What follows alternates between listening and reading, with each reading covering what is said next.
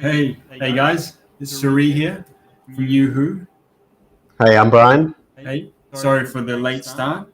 Um, yeah, so today we just want to be chatting, going over about the tokenomics, particularly the founders' tokenomics, and also the airdrops and incentives. But before we go over that, just quickly, because for people that um, haven't actually seen us before and know about what we do, we just want to quickly go over what we actually do. So our project is basically a on-demand services platform, and with payments facilitated by crypto. So what does that mean, on-demand services? Well, it basically means any service you can think of, such as uh, like a maid or a cleaner, or a gardener, a doctor, or whatever. Anyone can offer. Anyone has a skill.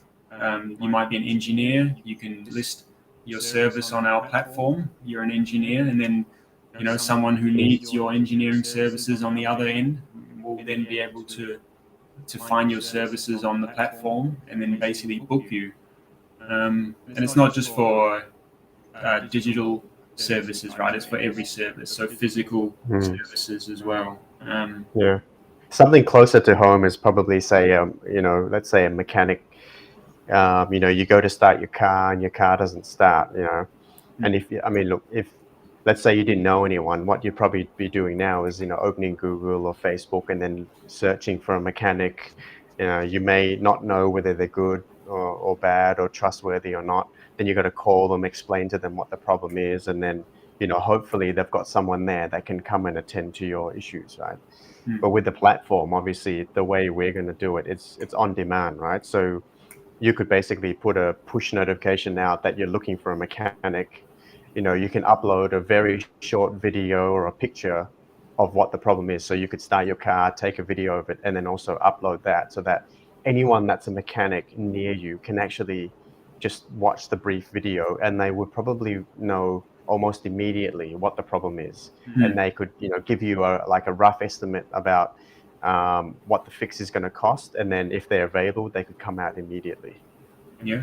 So it saves a lot of time, calling backwards and forwards, trying to, get multiple quotes from people, and someone can come and attend to your needs basically immediately. Yeah, and Right? You also, can choose.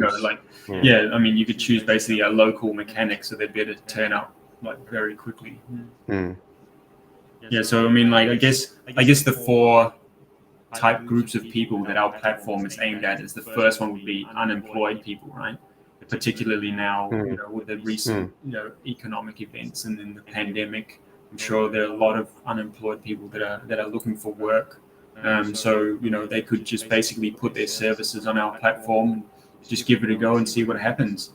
The other group would be basically people who are employed but are in need of additional income.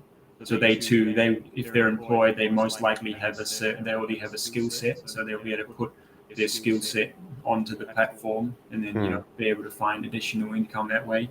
Or other people that are basically wanting. The third group would be people that are already employed but are wanting to become self-employed.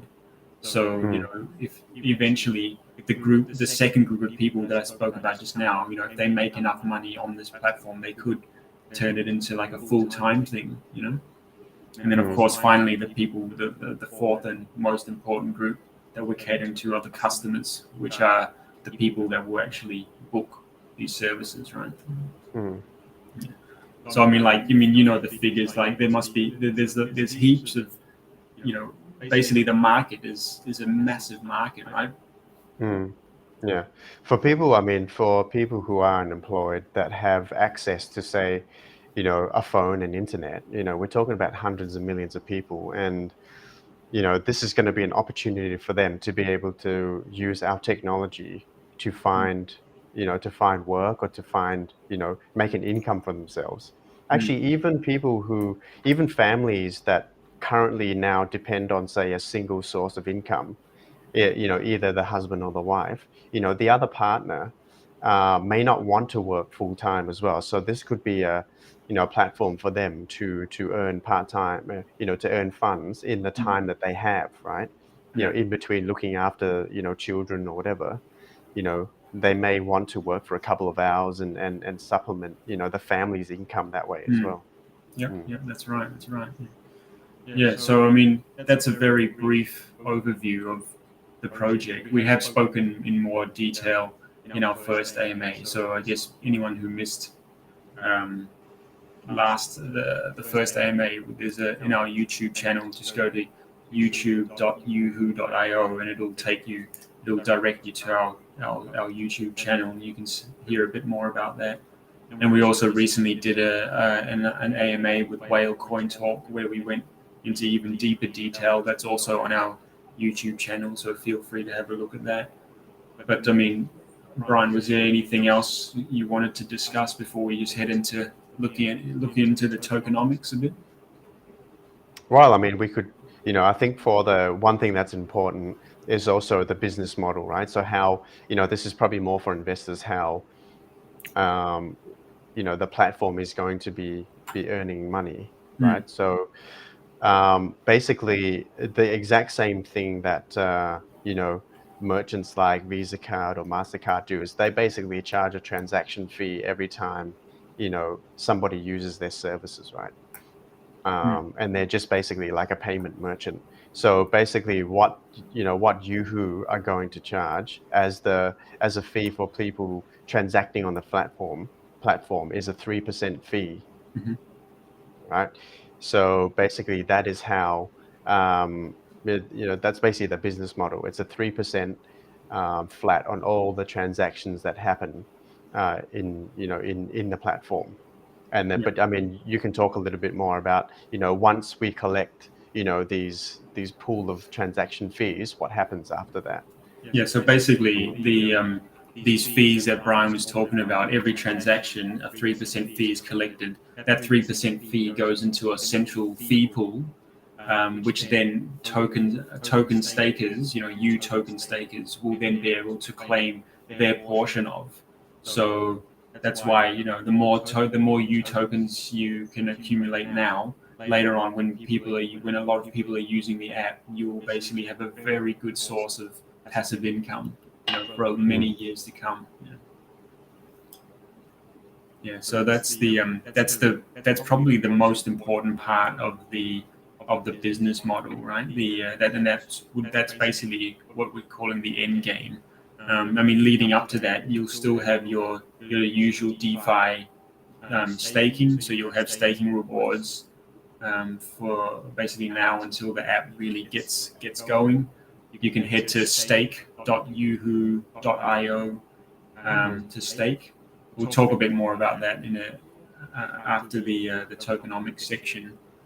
But basically, currently we're offering 5.1% APR for U tokens. But if you provide liquidity, you can get it up to 255% on your liquidity tokens, which we'll talk a bit more later as well.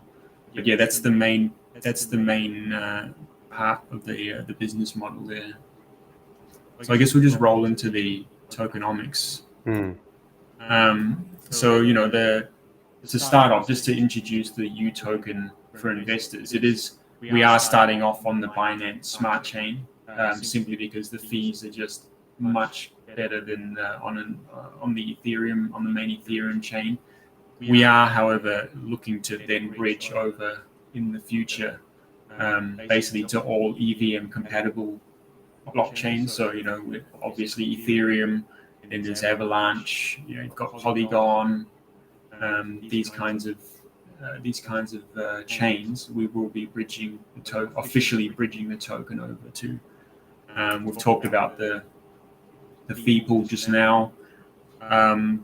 Yes, and in terms of the project, how it will be structured at the moment, it is largely, the founders are largely driving the development of the project. However, this is not going to be the case in the future. We will slowly transition towards a DAO structure. So basically from the community, we'll go through the election process and set up a DAO, and the DAO will basically eventually hold the treasury and also be in charge of steering listening to the community, casting votes, things like that. So because we do want this to be a decentralized and community driven, like this is the biggest part of this project, is that we want it to be as community driven as possible. And at the end of the day, the rewards do go back to the community. So it only makes sense that the community runs this project, at the end of the day. There are other things to get involved in, but we'll probably go into this in more detail in future AMAs, such as arbitration, getting involved in the community, things like that. But that's the role of the U token in this platform, and I do want to stress that we are solely focusing on the U token. There won't be other tokens of value in our platform. Everything will revolve around the U token, simply because we don't want to be. We've seen other projects where they start with one token, and then they and then they make another token for the quick, they're basically quick pump, and then after that pump's gone, they then make another token and then another one, and then basically the investors that invested in the original token just get left holding bags. That's basically we don't want to do that at all. That's not what we're about. So we're focusing on the U token and driving value into just this one token. In terms of tokenomics, so as you can see here on the screen, basically the majority we'll start with the founders, I guess, because that's probably what people are most interested in. Actually, all of the founders tokens are actually locked up. So we're not holding any of our own tokens at the moment. They're locked up at minimum for 1 year. So, and then it's vested basically for another 2 years. So we won't get all of our tokens for another 3 years. So in terms of the risk on the investor is very low, because basically we don't hold any of the tokens at this point. I don't know if you wanted to elaborate on that a bit, Brian. Well, I mean, like at the end of the day, we want this token or this platform to be for the early investors, as well as I mean, obviously, the users of it will be the ultimate winners, but we have had investors who have invested with us since the very, very early stages. And we want those investors to have confidence and understand that we are expecting this project to be at least 3 to 5 years. Right, until people really, really start to use the platform and it goes viral, right? So this is why we've done the tokenomics this way, especially for the founders, is that we want people to understand that this is not going to be one of those like meme pump coins where there's no business model behind it. There's a very clear business model behind what we're doing, and I think that's one of the most important things that as an investor in this project, that you have to understand that it is a longer time frame than other projects that are out there, I would say. Definitely. It's not we're not going for the quick pump and dump, that's for sure, because we just see the long-term potential in this project has a huge upside. So basically that's for the founders side. We have development and operations tokens locked up as well. All of these coins are vested. I'll just quickly show the vesting schedule, actually. Right, bear with me for a second. So for the development and operations, where again the tokens are locked up and they're vested, and basically every 10% quarterly, we'll be able to draw some out. And even then, if they're not required, we won't draw them out to pay for operations and things like that, because we already have our own source of funds basically that we use to fuel this project from seed investors and from our own businesses. In terms of marketing, so we also have a budget. We also have a budget for marketing as well of about 15%. You know, the marketing is the most important thing of this, getting people onto the platform, using it, you know, getting service providers on to provide services. So we will have to spend a fair amount on marketing, wouldn't you say, Briz? Definitely. That's going to be, you know, once the platform is finished, that's going to be the next major focus. Yeah. And then, so we also had we had an ICO. The coins that weren't sold in the ICO were burnt. The burn happened last month. So we burned about, in aggregate about. Oh, we also burned some of our own tokens as well. I think in aggregate we burned about 11 billion tokens. So out of the 51 billion tokens that will ever exist, you know, we've burned about 20% of the supply. So that's gone back into basically the community pool, which is the largest sector that you see here in orange. So just to explain the community pool is basically unminted tokens, right? So the tokens have not been minted, and the way they will be minted is through people using the platform. So like you explained before, Brian, when someone makes a transaction on the platform, so what actually happens is a fee gets taken, but also each side also gains U tokens. So those are freshly minted U tokens that go back as rewards to both the customer and the provider, you know, albeit a small percentage of the total transfer value, but at least they get some back. And then basically they can hold on to that, they can stake it. So that comes out of the community pool. So that'll also be ways that we bring freshly minted U tokens into the environment. Yeah, so the reason we're going to give these rewards early on is because, you know, we do realize that, you know, some people who will be using this platform may not be extremely crypto savvy, right? So they may still be used to, you know, paying in fiat currencies, etc.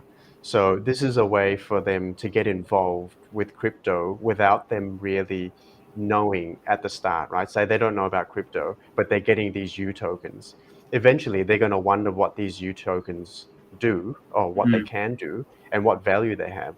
Yeah, exactly. Right, and then eventually they'll learn that, oh, okay, they can transact in U tokens. Fantastic. So maybe on the next order, you know, or the next service that they request, they'll just pay with U tokens. Yeah, exactly. I mean, you know, this platform we're aiming it at non-crypto savvy people, right? So, you know, and that is a tough problem in itself. Is how do you get people that don't know or aren't into crypto to use crypto? And you know, the way to do it is basically make it as seamless as possible. So, you know, like you said earlier, Brian, if you know, once they receive these small U token rewards, and then they go into their wallet in the app, and then they see that, oh wow, these U tokens actually have some value, you know, then they'll start researching what do they use, what is this U token used for, how can I buy and sell it, you know, things like that. So then, you know, sort of natural human curiosity will drive them, we believe. Yeah. And especially when there's a monetary value tied to it. Yeah, and funnily enough, because any U token holder will eventually, you know, be able to have access to claim some of these rewards. So they will, without them knowing, actually be earning, you know, rewards on these tokens that they get at the start as well. Right? Yeah, exactly. Yeah. I mean, it won't be a lot, but I mean, it will be something that, oh, okay, they've got something of value that's giving them, you know, that's giving them money back or tokens back, you know, over a period of time. Yeah, I mean, it would be better. It would be either way. It would be better than what they're getting at the bank, right? Currently, what is it, 0.1%? You know, so yeah, it'll be better. It'll be much better than that. So that'll naturally draw them in, get them curious about it, and then slowly they will, they'll learn. We'll have channels for them as well, people to help them. So that's why we have the largest portion of the tokens are for the community, actually. So that's the tokenomics of the U token in a nutshell. Did you have anything else to add? No, I think you've covered it. Quite well. Yeah. So I mean, just I mean, if anyone has any has any questions, they can write their questions in about the tokenomics, and we can. Yeah, we've got some questions rolling in. We've got some from Philip. Hi, Philip. We'll get to your questions. We'll just go over the airdrops, and then we'll go through all the questions at the end. So I guess now we'll just talk a bit about the airdrops and the incentives that we have coming up. So basically, the first airdrop that we have coming up right now is basically simply to head over to buy.youwho.io, which is basically will take you to the PancakeSwap exchange, decentralized exchange, and simply buy some U tokens, and then follow the steps of the banner that you see on the screen. So basically, head to buy.youwho.io. That'll redirect you to PancakeSwap, and then basically send out a tweet. So basically, send us a tweet, tag us at @you_YouWho, and then, just invested in you from buy.youwho.io. You must include your TX hash. This airdrop is starting from today until we've got a defined period for the airdrop. We haven't decided when it'll end yet, but basically for any TXs that happen from today onwards will be eligible for this airdrop. And also hashtag as per the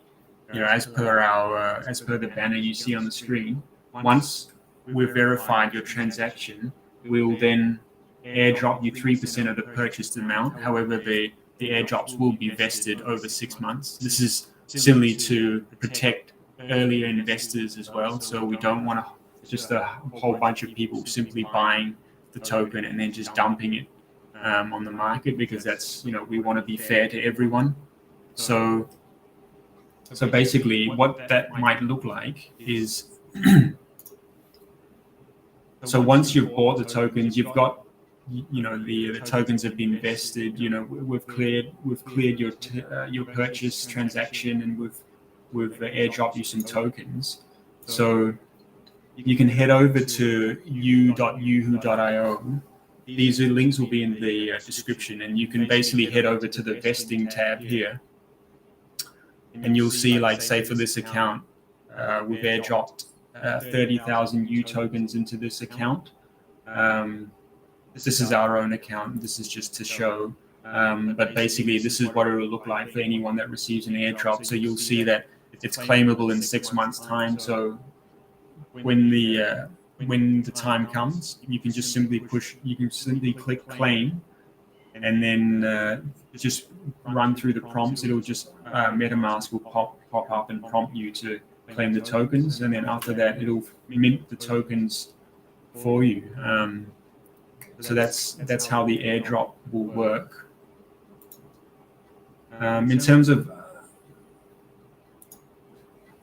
I should also mention that after the airdrop, if you want to stake, you can also stake the tokens, or, as I mentioned earlier, we currently still have the 255% APR staking rewards for you liquidity providers. Okay, so this means you provide liquidity into PancakeSwap. You can head to ulp.youwho.io. You can see the link in the banner on the screen. This will direct you to the PancakeSwap pool.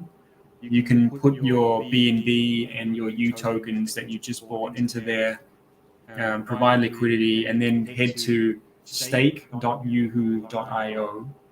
to stake your U tokens,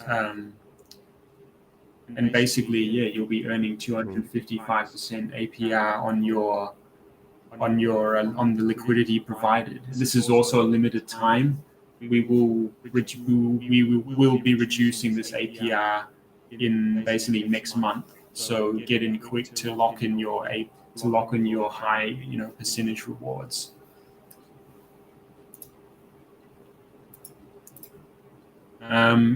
So just getting back to the other airdrops and incentives that we'll have.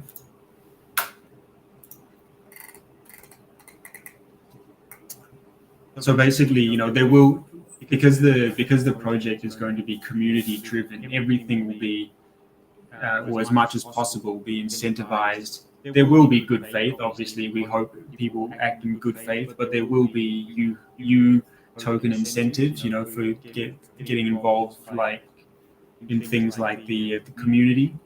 So helping others out, maybe becoming an official community sponsor or figurehead, something like that, or and also arbitration will be a big one, which we'll discuss later on. But there will problems that arise. You'll be incentivized with U tokens for helping to resolve these problems. Other rewards and incentives will be including, say, when the platform comes out, the early beta versions. There'll be testing, so there'll be bug bounty rewards for finding potentially basically has very dangerous bugs in the platform. This is just to make sure that the platform is as safe as possible before it goes out to the end user, really. But there'll also be ongoing bug bounty rewards, because the platforms are never finished. They're an ongoing, it's an ongoing development phase. So there'll be things for there'll be ongoing bug bounty rewards there. And so just basically getting involved in the community, and we'll have more information on how you can receive incentives and airdrops, as the time goes on. But yeah, that's it for now. I don't know if, Brian, you had anything else to add? No, I think that's about it. Okay, so maybe we'll just go into some questions now, so we don't get too long. So we've got a bunch of questions from Philip. So I'll start from the first one. So Philip asks, the biggest decision point for this project will probably be after you launch your Serve platform, and the decider will be if people start using it. How do you want to attract people to use the U platform? So this is basically, yeah. So basically, I mean, the first one, we would have to be getting, these independent service providers, that would be the weight of priority first. And then once they start to come online, and this is going to be done, as I shared in another AMA, contacting trade associations in all the different countries, getting the platform eventually translated to, other major languages as well. But, targeting these these agencies, and also targeting, like, the schools, or these, they've got like college, every country calls it differently, but these technical colleges and technical schools that obviously, produce skilled people that eventually will go out into the workforce, these people as well. And also, because I think I shared it in another AMA, because this is actually a platform that we, it's just like an on-demand services platform. We can actually do targeted ads for, on Facebook or Google for, basically the groups that we want to target, without triggering any crypto, regulations and things like that. Yeah. Right. So we can do very specific targeting. Yeah, I think crypto projects, basically there's just a blanket ban on marketing these crypto projects through most online, basically advertising sites, right? Like, I mean, talking about Google, Facebook, Twitter, all of these guys, like anything crypto is basically a blanket ban. So the approach that we'll be taking is we will be using these avenues. However, we will be approaching it from a non-crypto perspective, because at the end of the day, our app can be used without crypto, because we want to basically reach everyone. So we can sort of use that a bit of a loophole there to market our initially market our platform as non-crypto based. It also depends on basically the funds that we have available for the project, coming in from investors as well. That will kind of drive the strategy a bit as well. But I think for now, because we can get away, we can get around these crypto regulations, that's basically what we're going to be doing first, doing targeted ads. Yeah. Oh, this is so the next question from Philip is I guess it's tied to the first question. He says, do you have some launch marketing campaign prepared, and can you share some specific channels, funds you will use for that?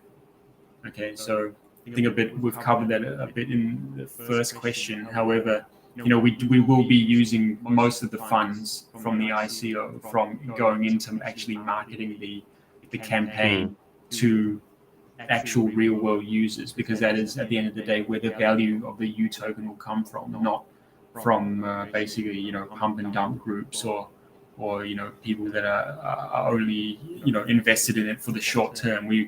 It's a bit slower. The growth curve, we're not going to lie here, the growth curve will be slower than other projects. Okay, but we believe that in time, it's a slow growing project, but has a lot of potential at the end game. So that's where we will be focusing most of our funds when it comes to marketing. Channels, we spoke about previously, will be mainly online channels, Facebook marketing, Google marketing, marketing through Reddit ads, marketing through Twitter ads, simply because different groups, different how do I say it? Different services, there are different groups out there, Facebook groups for certain things, and I'm sure people who can be a service provider for something that they know could also be a customer for another group that they may not be involved in. So say a mechanic, they could be a service provider for like a mechanical job, but they might require, I don't know, gardening or cleaning services from someone else. So every service provider that jumps on could also be a potential customer. Yeah, that's right. There are a few YouTube, and sort of online influencers that we are eyeing up that could help to boost the project in the way, basically, but we have to target the most bang for buck. Let's put it that way. So industries that have the most potential for return on investment, such as healthcare industries, schools, automotive. Automotive is a massive one. So I hope that answers your question, your second question there, Philip. The next one is, how long can you keep working on the project with your own funds, or you have YOUWHO as partial employment and you have a money stream from elsewhere? Okay, so I guess what he's asking is how are we funding the project, basically, and how long can we keep going with this current funding? So I do want to just share briefly. We don't want to get too much into our personal lives, but me and Brian, we both are running successful businesses. So we're not employees. So we have a money stream coming in from that avenue. So we have our own funds to be able to put into this, and then time to be able to put into this. So basically, we are in this and to see it through to the end. I don't know if you wanted to add anything on that, Brian. Basically, what's going to cost the most and what's going to be the most expensive part is basically the funds for marketing, because we really need to blitz that the marketing and make it viral, and it is going to take financial resources, and this is why we can basically say that, I would say 99% of the funds we get from investors is going to be going towards marketing. Yeah. Because we've basically funded the development of the platform. Yeah, that's right. But where we really need, funding is for marketing, right? To really, this is a global platform. So, and it, to basically market to all of the major countries is going to cost, a significant amount of money. But I mean, in the end, the payback is there. We can see, this is like it's an on-demand service, a global on-demand service where, like, potentially billions of people could be involved, not just as a customer, but also as a, service provider. Okay. Next question. You talked about minting tokens, but the total supply remains the same, right? Or is there a situation where there can be more than 51 billion tokens? Okay, so the answer for that is there will only ever be 51 billion tokens. When all is said and done, it's like Bitcoin. There will only ever be 21 million Bitcoins, right? But there's still 2 million left that need to be mined. Well, for YOUWHO, there will only ever be 51 billion YOU tokens, but at the moment there's about 26 billion left to be mined. So there's a bit over half the cap supply left to be mined. But the way, the way that it's going to be mined is not in the traditional sense. There's obviously at the beginning there's staking, but how it'll mainly be mined is through, community doing, basically helping out with the community, through incentives, rewards, and also through these rewards of people using the platform. So when a transaction occurs, both sides will get freshly minted YOU tokens. So that's basically how the YOU tokens will be mined, for this project. So it won't be like a traditional sense where you turn on a computer and you mine a proof of work or it's proof of stake. It's not like that. This is basically proof of participation. is I guess what you could call it. So that was the last question for this round of AMAs. Brian, did you have anything else you wanted to add? I think for today that's about it. We're running at 40 minutes, so I think for today, I think that's what we really wanted to cover was basically, I guess a brief summary would be that, for the tokenomics, the most important part is the founders' tokens are locked, for 3 years. All right, and we did that because we wanted, not only us, but we wanted to attract investors that do have a longer time frame.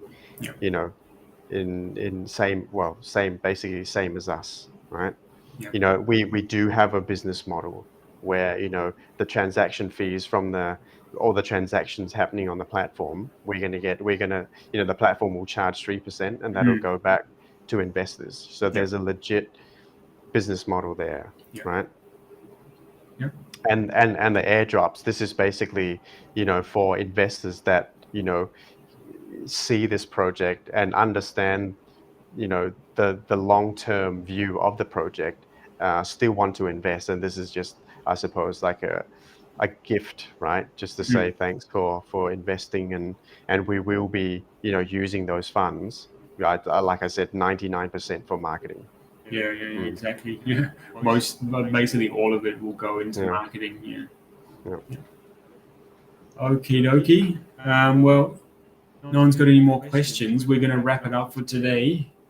We try to do this once every 2 weeks, provided our schedule allows it. So, I guess we'll see you all in 2 weeks. Thanks for being here with us and listening to us talk about our project. We really appreciate everyone that's watched all the way through to the end. And we'll see you in about 2 weeks. Thanks, guys. Thanks for coming, guys. See you later. Thanks.